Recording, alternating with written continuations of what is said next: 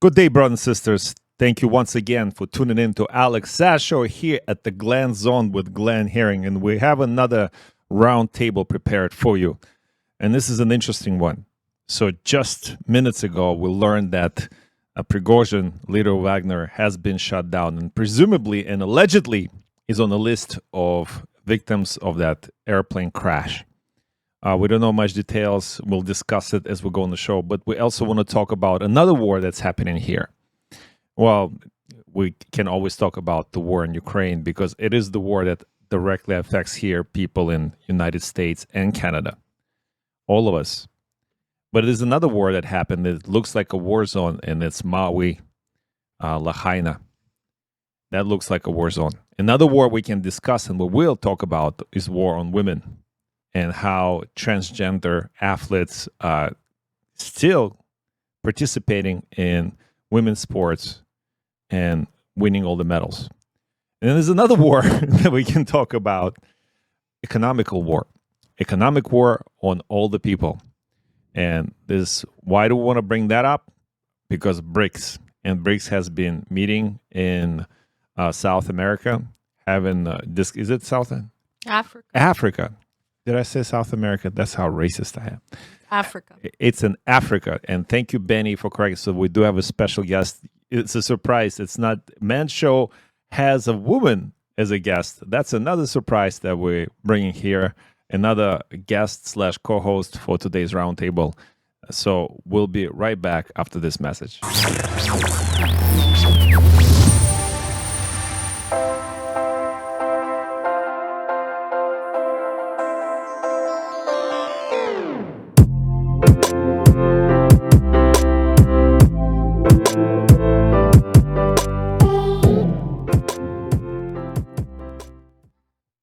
So thank you again for tuning in to Alex Sash Show here at the Glen Zone. Glenn, how you doing, my champ? Oh, very good. Every day is a great day, but not for Mr. Prigozhin there. Looks like the news just came out that he was in an airplane with 10 other people, and they were shot down, and no survivors. So it's a tough day for Mr. Prigozhin. Well, he made the news in the past few months for many different reasons, especially about a month ago we covered it. Apparently, we had a revolt among Russian people, among Russian military, and Prigozhin is a leader of the mercenary army. And apparently, he went against the leadership of Russia, blah, blah, blah. All this story short, we know what happened and why. It was some big distraction and all this, as we believe it. And now this story. We don't know all the juice. It just happened. We'll keep you posted as information comes along. You should tune in to Alex Sass Live, which is not on yet, but it will be. What do you think about this character, Glenn? Well, this is according to Russian state media.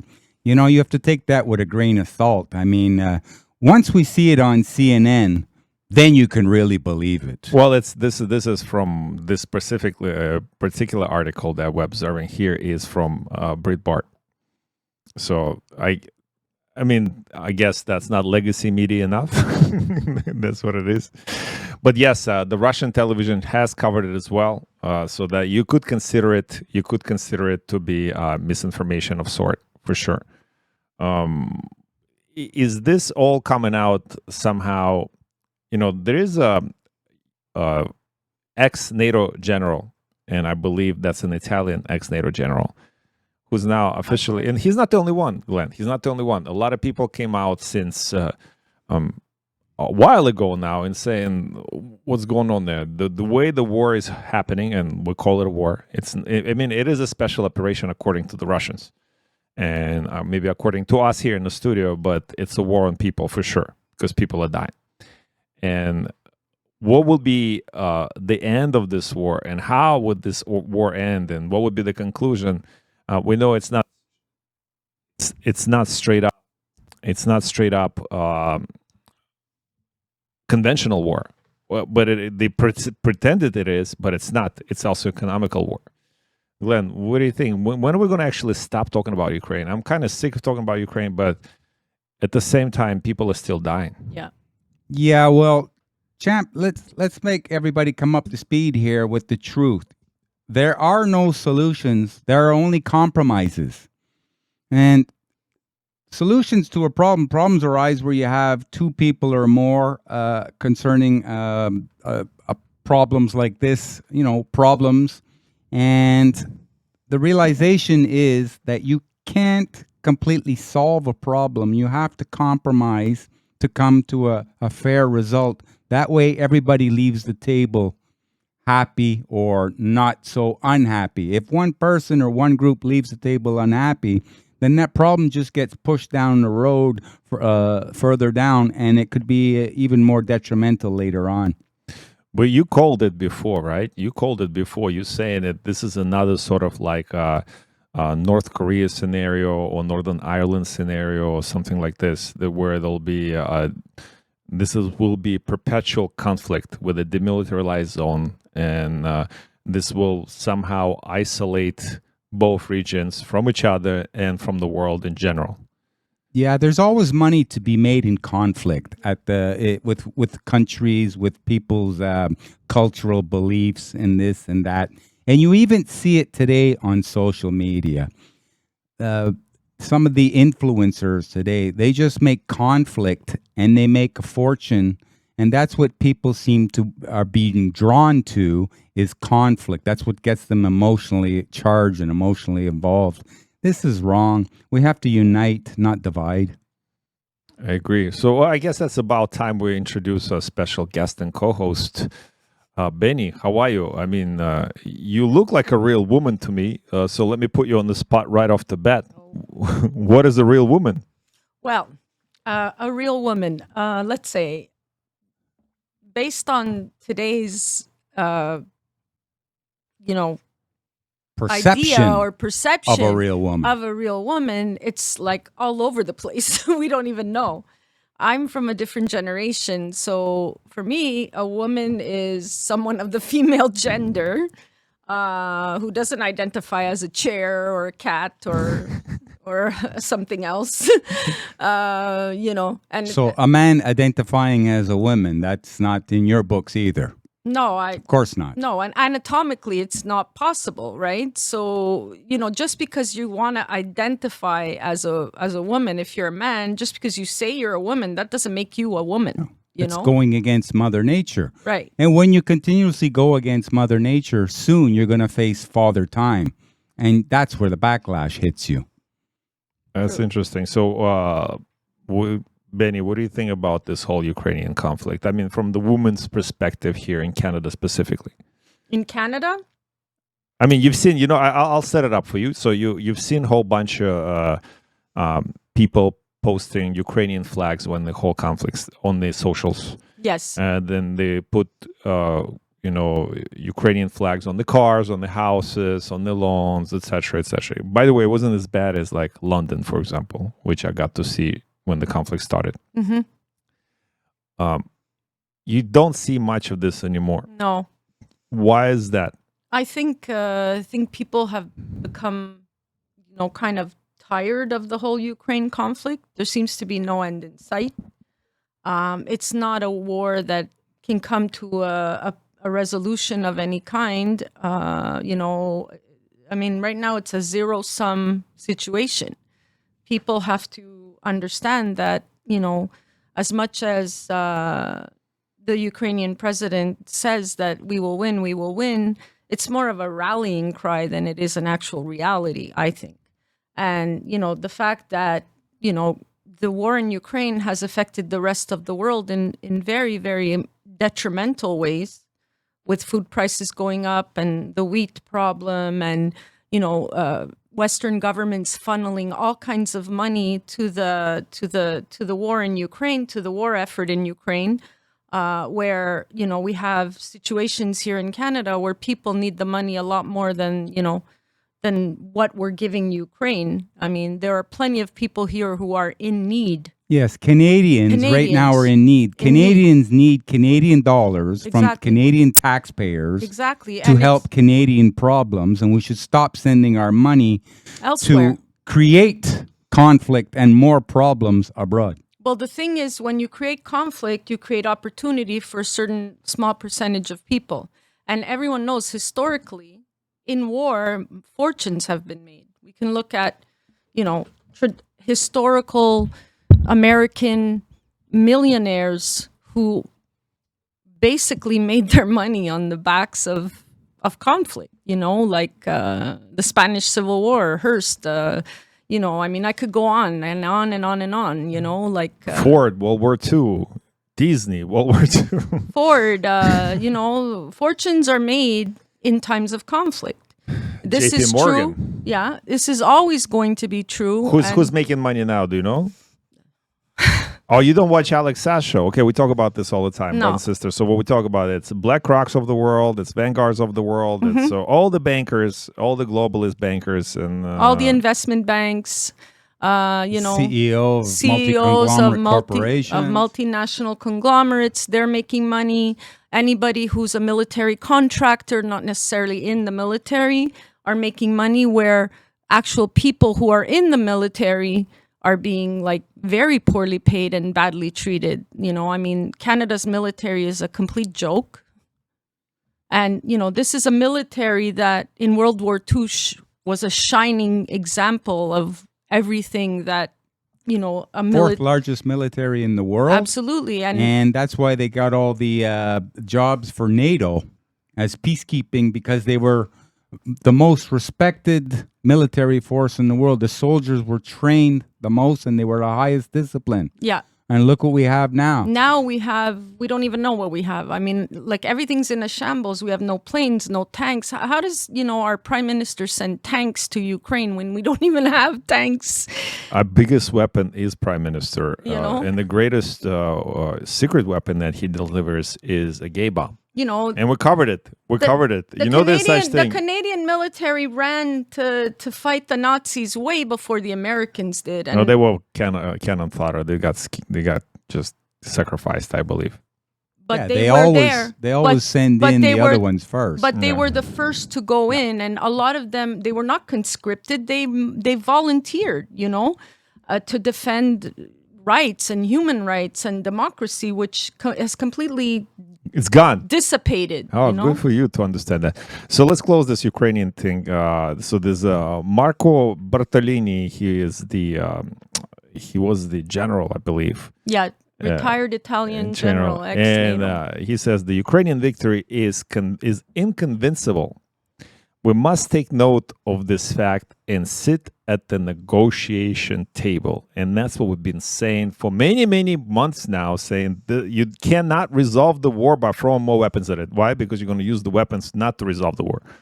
And this war should have been stopped much earlier, he says. But in recent months, the rhetoric of we will win. That's what you said. That's what Zelensky is basically. He's a cheerleader. Yeah. He's a cheerleader. He's like, oh, we will win. Send us more rockets. Send us more. We need F-16s. We need this. And we broke down this whole situation. F-16s is going to help you because you need to train pilots, and that's not adequate enough. The tanks that they're sending are already old generations, and nobody can fix them, and you cannot train the people in a few weeks to run the machinery like this. So it doesn't make any sense. But let's be finished with the Ukrainian subject. Sorry, brothers and sisters, you can go read up on yourself. And unfortunately, there's not enough information on what happened to Prigozhin just yet. But I'm sure in the next roundtable we'll bring it up, or a special episode that we'll do. But there's a war zone here, and we covered it in a previous episode, and we have one more episode that's coming out regarding the 15-minute cities and how it's going to be ushered in and keep you away. By the way, this is, brothers and sisters, not a conspiracy. So Chinese did that first. They built all those ghost cities in China. And you'll say, and why? Well, because China is a big country and they have a large population that also lives in rural areas. But, now we know the rural areas are dangerous, and it's like the brave new world. So anybody who lives outside of cities, they're in imminent danger from the nature. For example, you can be eaten by a bear. You can be killed by a moose, which is true. The moose kills the most people in Canada. That's actual true statistics. Or you can burn in a wildfire. Now that we realize those fires are not so wild, they're pretty much arson, and we showed you in previous episodes how actually the stories come out. It's like, oh yeah, this fireman was caught sent arson throughout Alberta and Manitoba, whatever he was. So it is the truth. And the war on people continues via that. What's happening in Hawaii now, when we started with 100 people missing, now there's, Glenn, what's the numbers now? Like 1,200 people missing? Yeah, confirmed missing, yet it's only a little over 100 people confirmed dead so far. this seems to be taking a long time to be finding people who have perished in this massive abomination, this huge fire that happened down there. Oh, and in the previous episode, we mentioned that police chief, right, the one that worked in Nevada shooting during the Nevada massacre, right, Las Vegas massacre. He was saying how they cannot identify because the bodies are so badly burned, and journalists are walking all over it, and you cannot identify that. Yeah, he even said that this fire melts steel. Yeah. I said, really? Really? What kind of steel is that? The World Trade Center steel, maybe that's what he was referring to.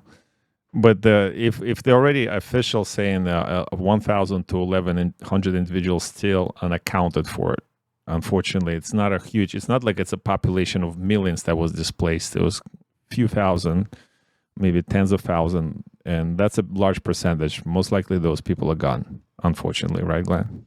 Well, a lot of them, unfortunately, 2,800 buildings were destroyed. Unfortunately, a lot of people were in those buildings. They didn't have enough warning because the emergency chief didn't think that it needed a warning, didn't see the severity of what was coming. So, people are starting to ask questions of saying, hey, this looks like it was all engineered. Boy, there's some evil people working in government, don't you think, big guy? I don't think. I know. And those people are corrupted. And sometimes, you call them people. I don't know if they are. So if they're to be that evil. So the assessment, which we have to find from alternative resources, for some reason it's not open on all the legacy media here in the Western world, but assessment that the damage cost anywhere between $4 to $6 billion. Yeah. Yeah, they passed a bill in Congress to give FEMA $12 billion to help rebuild all this. But what they don't tell you is, for that bill to have passed, they also put in giving Ukraine another $24 billion. They passed it at the same time. Hold on, that's on top of the 40 that they did week before? That's right. Hold on, so they gave 40 billion a week before, and then they gave another 24 to Ukraine. And okay. And don't be surprised in the fall if there's going to be a government shutdown, because the Biden administration is asking Congress for another $1.7 billion. And For what? For government expenditures. Spending, Just running debt like there's no tomorrow. Even the printing machines can't keep up. So there could be a government shutdown because people on the right don't want to support that. And they're going to support up to, I think it's 1.2 billion, but anything over that they won't support. So there's going to have to be a compromise. Well, you're not the only one who has. Okay, actually, Benedetta, let me ask you this: does that make your blood boil? That subject that we just brought up. Yes, absolutely. Yeah, you're boiling. You're feeling hot. Are you sure it's not just hot flashes? No. I'm too old for hot flashes. I have a ship video. has sailed. So we have a video from Fox News. It's not the greatest quality, but this guy definitely is upset about what's happening in Hawaii, specifically with the subject that you just brought up, Glenn, with the money expenditure and how they're being spent and for what purposes. But I will say this. I saw that $700 is going to be sent to the families of Lahaina. Now, I just did some quick math, Pete. There's about 13,000 residents of Lahaina. Times $700, that's $1.9 million. I think this week we announced another $40 billion for Ukraine. I'm not sure where we are at this point, Pete, but I believe it's something like $140 billion total for Ukraine. And last I checked, this is the United States of America, as is East Palestine, Ohio. So I don't know why it's so hard, comparatively, to rally for America and so easy, comparatively, to support Ukraine. Because, to answer your question, Mr. Reporter, because that's the target. The target isn't Russia. The target is the Western world. The target is the middle class. The target is the economy of United States, Canada, and Europe in general. And they are winning, and they are doing, well, they're not winning, but they achieve their targets to do so. How much is the gas at the pump right now? How much are your groceries? What is your mortgage bill? Yeah, Glenn. Just reading today, the price of gas here in Montreal, 38.2% of that is just taxes alone. Mm-hmm. So you work for a corporation or whatever, you pay your taxes, then you're left with after-tax income where you spend it. You have to pay GST, QST, and there's also taxes on top of your taxes that you pay. So yeah, you pay federal taxes, you pay provincial taxes, you pay consumption tax, you pay carbon tax, you pay school tax, you pay air tax, water tax. And with all these taxes, which are crushing the people, the government is in the most amount of debt it's ever been. Corporations are in the most amount of debt. They're leveraged up the most they've ever been. And so is personal expenditures. Every person is the most amount of debt that they've ever been in. This is not going to end very well, especially when Canada was labeled the biggest housing bubble in the world right now as we sit here and speak. Benny, Yeah. as a woman of virtue, as a woman of great experience with business, how do you feel about our fearless leader Justin Trudeau destroying this country brick by brick?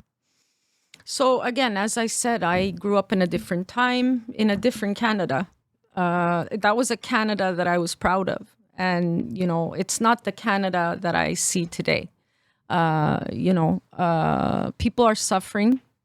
He seems oblivious to the suffering of common people. Well, does he?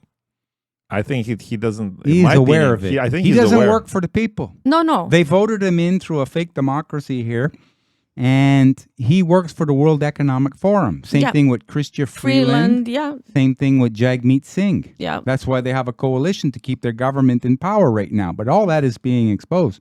No, he's well aware of what he's doing, but this is what he's been told to do. Right. This is the prime directive. He doesn't work for the Canadian Star people. Trek. He works for, we pay him to work for somebody else to ruin this country. Yeah. And now people are waking up. They're saying, hey, this country's in a lot of trouble. We're in problems here. We have a lot of problems, and I don't see a fix to it. Do you, Glenn? Well, just since he took power in 2015, the crime rate is up 40% because of this his government's catch and release principles. Okay, so there's definitely a war on people that we're describing here. But specifically, so a war on women. Why am I bringing up war on women in this discussion? And why it feels like I'm interrupting you guys, but I'm not, because next war. It's not just next war, but we brought up Justin, and we know Justin Trudeau what's his claim to fame, and what's his role in this World Economic Forum, what his role in the globalist agenda and climate agenda. He is the spokesman for this whole LGBTQ 2SLT XYZ plus. Weaken the West. Weaken the West. Yeah, so he is doing this. And or woken the West. And I thought, well, there's some victories for women. We hear, like, we're the feminists, right? But we are the feminists, apparently, at this show. Glenn, are you a feminist for the sake of this conversation? I stand for women. I stand up for women. Yeah, for good for causes. Women, not for fake women. No, that's right. Not for fake women. For real women. These people need mental help. So, okay, so I'll bring up this story since we're all on the same page here. So the trans cyclist win races against females in Washington and Switzerland. That's a cyclist. So that's a guy who associates himself as being a woman now. He's competing against the girls, and obviously he wins. Yeah. I'm wondering how much is that really fake? I mean, there's more than one. Look, you can see there's more than one. In Canada, you have a power lifter. It's a guy who associates as a woman. He thinks he's a woman, so he competed against a woman in a strength competition. Of course, it blew the poor woman away. That's not fair. That's not fair to women. I don't put up for that. I you have to protect the woman. And this is one of the ways of doing it. Men have to stand up and say this is wrong. The only reason why this has come up so much is because men have been weakened. They forgot what it's like to be men. And this is the purpose. You're supposed to stand up for something that is wrong like this. You're supposed to help the woman. But you don't allow all this stupidity to go on. Even if the government and the media is pushing it on you, you push back. That's what men do. They do what's right. And apparently there was a cash prize involved. So, like, some women probably rely on stuff like this. Yeah, for sure. But, women have worked so hard in the last, I want to say 50 years to get to the point where they would be considered equal on some level with men. But now these people come in and they want to change the whole formula again. So what's happening is, women have had to reevaluate their roles, with regards to these men who identify as women who they're trying to compete with. I mean, how is that fair? It doesn't seem fair to me. Well, that's fairness, which is not really fair. But here, I ask if this makes sense. The biggest body for chess in the world, the most recognized chess, you would call that like an organization in the world where you have the top players in the world, the grandmasters playing each other for chess. They won't allow transgender to play in the chess against regular genders. And that's like nothing physical. No, there's nothing. No, that's a nothing mental thing. And they won't allow that. Yet in the physical, like in the sports, they're allowing the men to compete in the women's sports, like the swimming, for example. Yeah. How ironic, how far things have just, they don't make sense. Have deteriorated, Yeah. I want to say. I mean, it makes no sense to me that women train all their lives to go to a competition such as this, only to be defeated by a man who thinks he's a woman. However, I think that man probably wouldn't win in the men's category, and that's why he wanted to race against women and say that he identifies as a woman. Even in Holland, they allowed a guy to compete against the Miss Netherlands competition, and they gave him the prize. What kind of a slap in the face is that into women and femininity? It's okay. Clearly, those people are not. Okay, I'm going to call it out. Those people are crazy. And the fact that we condone their behavior, that makes us even worse. Well, we're not allowed to really not condone their behavior because... Who doesn't allow you? That's the point. Who sets the rules? Well, we'll be canceled. You can't be canceled here. I mean, we'll be canceled by YouTube, possibly. Well, we'll be canceled in life, too. I mean, the thing is, you have to understand that I don't have anything against gay, transgender, or anybody.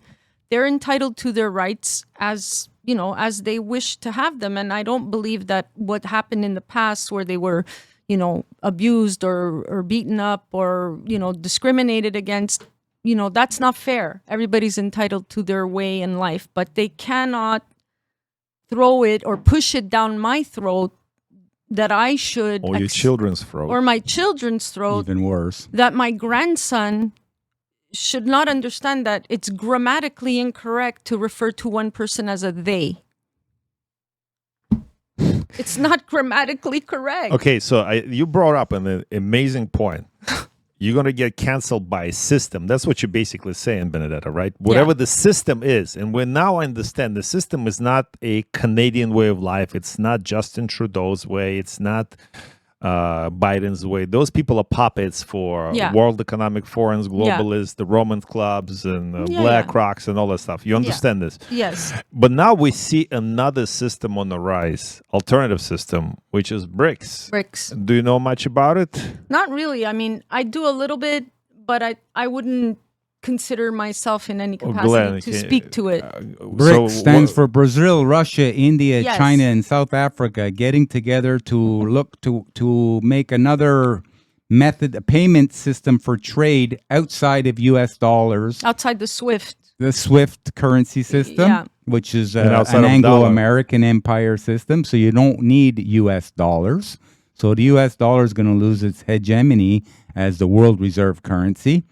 But what another thing that's going to hit after their meeting yesterday, today, and tomorrow. Right. And what people don't know, or they try and keep out of the Western media here, is that there are up to 60 nations who want to sign on to this. So we have a polarization in the world. It's going to be one side and the other side. But the one that was at the top is going to be challenged exponentially, and that could be very rough for a lot of people who were used to the SWIFT system, the old way. It's the new way that's going to bring that that power dynamic down, and it's going to cause a lot of negative reaction to the people who were used to making their wealth the old way. And there's a lot of nations that are actually up for that because they saw what happened to countries like Russia. They saw what happened to countries like Iran. They saw what happened to other countries that weren't following the Western agenda, spreading Western democracy into places like Libya, spreading democracy into places like Iraq, spreading democracy into places like Ukraine. I mean, I can go on, so on and so forth.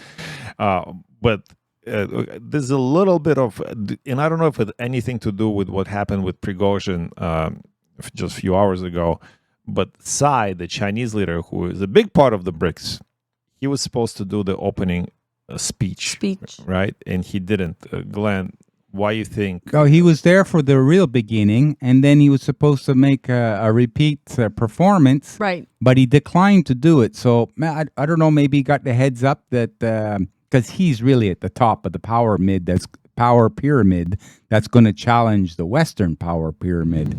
So he might have had a heads up, spies or whatever, telling him that he's going to be a target or poisoned or this or that. Yeah, it could be anything So, like you know, it's there's the right time to pull a turtle in life, right? You have to use your head to know that you can come back and fight another day. You have to use your head that way. I want to bring your attention to something here, Glenn. So we get this article from Breitbart. Brothers and sisters, if you don't know the origin of Breitbart, he is this conservative journalist that started his own sort of what was that news outlet before on the internet in U.S. that was conservative? Newsmax? No, the Drudge Report. And then Drudge Report sold it to a leftist, and then it turned left. So Breitbart is still a right sort of website kind of thing, but they're a pro-Western right side. So they called him a genocidal Chinese dictator, Xi Jinping. Isn't it any authoritarian now is genocidal in some way, including Trudeau? Well, of course, you look at Canada right now. We've switched into a socialist Marxist dictatorship, and that was proven during the scamdemic with lockdowns and then restrictions and then closing people's bank accounts who were creating a resistance to this form of governance that the Canadian people are not used to and should never have put up with. The only problem is there should have been a lot more men, women, but specifically men. They should have been a lot more men challenging this government, telling Justin Trudeau, hey, you work for us. We don't work for you, okay? You don't tell us what to do. We tell you what to do. We put you in power. We'll take you out.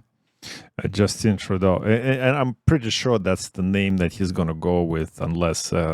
They, them. They, them. By the way, Benedetta, what is your pronouns? That's okay. That's good enough answer. The fact that I caught you off guard means you don't have any. I don't have a pronoun. It's the same one that I had all my life. Okay, good for you.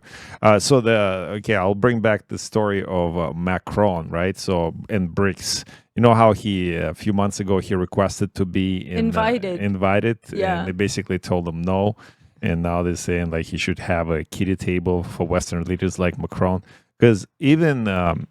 Speaking of, and he's an authoritarian leader, right? What did he do with the pension? What did he do with the retirement age? He did the retirement pension, like he was saying. Also, it created so much anarchy. Yeah. In the country of France. Yeah. And this is ongoing, and it's not going away anytime soon because things are not going to get resolved. In fact, in the world, in the scheme of things, the world, it's going to get even more difficult for people. Yeah. And they're going to rebel against the engineers, the Muppets there who work for the globalists to create the problems in the country. As more and more people start becoming aware of that, then they're going to vent. This is why there's this big push by the media to make people against each other all the time. Divide and conquer, right? Divide and conquer and create conflict with each other. And this is why on social media, you see there's a lot of money to be made in conflict with each other. these so-called Influencers. which are negative influencers. So, okay, I'm going to give Rachel Martson a time on our show. She's the person who wrote this article. And you can check her out at rachelmartson.com. There is no F for France in BRICS, but that didn't stop French President Emmanuel Macron from trying to F it up. That's some clever writing here. It wasn't that long ago, she writes, that Western leaders wouldn't give the BRICS the time of day, treating the economic bloc like the girl next door who didn't warrant even a second glance. But now that she's all grown up and has a massive purchasing power, adjusted GDP that's set to beat that of the G7, according to the International Monetary Fund. It seems to have triggered Macron's seduction instincts. Well, he's also being smart. He's being proactive. Well, he's a gold digger. Or he's been told to maintain some kind of connection. I don't know what is this. What is it? Gold digger? Or he's like, okay, he's trying to find an escape. He's starting to realize that I want to call it Mexico, but France is screwed, and there's got to be a way out. And maybe the way is to make friends with BRICS. But how do you do it? How do you do it without stopping the war with Russia? I mean, Ukraine and Russia first. You don't. You can't. Okay, he made the news again by by being blasted by Pacific leaders that he didn't even say he didn't show up or said sorry for all the nuclear testing that they did in Polynesia. Yep. So all those people, they screaming the loudest, protect the environment, carbon tax, and all that stuff. But he's one of the ones that is screaming about, protect the environment, the Paris Accord, this and that. But, but Macron is not an apologetic type of person. I mean, he's... Yeah, and he works for the globalists that put him in power. Of now, course. So we know that if he goes against them and, to try and save what's going on... They'll take him out of power. Well, of course, he's going to have the Prigozhin effect happen to him, too. So if Prigozhin, if you go back to Prigozhin, do you think he was taken out by the powers to be, like the globalist, or... he was just removed by the Russians? And how do we even know that's How do we even know it's Maybe true? he did his job and now he's retiring somewhere. Yeah. It's possible that he set up his own death and wasn't even in the plane. Just like Saddam Hussein, just like Gaddafi. Yeah. They have retirement plans. People who watch the media and believe, oh, good, they got him. Even the other day you had Bin Laden. We were talking about Bin Laden. And I said, no, the American Naval SEALs, they didn't get him. He had died a long time ago. He had renal kidney disease, and that was fatal. That was it for him. But that story was too good because, we got him, and then we just threw him down in the ocean without a burial. That's what so they you told can us. make a movie. Make money with a movie on how we got Bin Laden. Yeah. Did you watch that movie? No, I wouldn't spend. It's like watching a 9/11 official story. I wouldn't do that.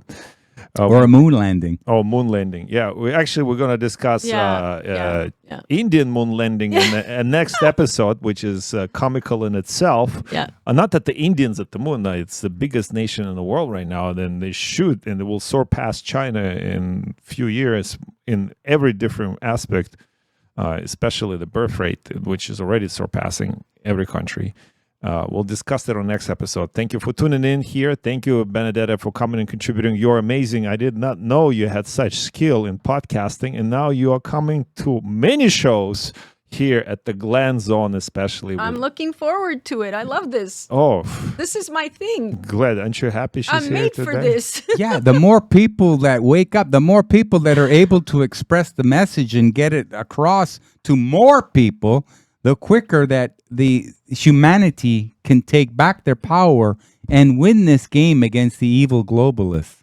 And the message, brothers and sisters, you are not alone. The things that you're thinking and we are saying, there's more of us than you think. So continue to be righteous, continue to be disciplined. And man, you need to level up your game on every level. And as you do, the world around you will level up. So man, this is the ball in your court right now. Be a man. Thank you, brothers and sisters, for tuning in to Alex Sass Show here at the Glen Zone. We'll see you in the next one.